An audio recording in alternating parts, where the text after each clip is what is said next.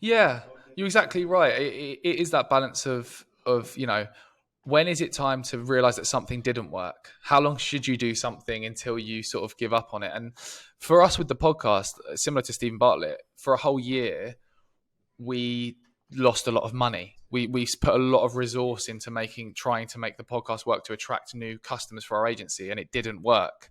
Only a year later did we get our first six-figure contract, and then since then it's been an ongoing flow of that happening. So I guess for us, the thing that kept us sticking to the podcast is, first of all, seeing signs along the way that it was moving towards that goal of it actually driving business, like looking at the metrics, looking at how many people were downloading it, looking at how long they were spending listening to it, to ensure that people did actually enjoy listening to the podcast. Looking at the feedback from people, we had all these metrics along the way that kind of showed us like, oh, people do enjoy listening to this. We just need to keep trying to improve it and improve what we're doing.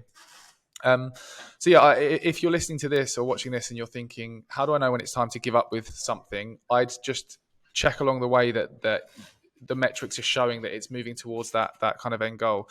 In terms of like campaigns for brands, yes, you can have quicker wins, basically. Like, for example, working with a brand like Wall. So we worked with one of the longest running male grooming brands, Wall, for years now. When they came to us, and they've obviously got a brand that's over 100-year-old, very established brand that's in every retailer you would have heard of. It was, for us, it was generating instant sales with what we were doing was easier than if a completely new startup that no one's ever heard of came to us. But at the same time, their expectations are higher. Like, if we just sold a few hundred of their products, they wouldn't be happy. We have to sell thousands and thousands, which we do, to ensure they're happy and ensure they're getting a good return on investment. So it's that balance, really.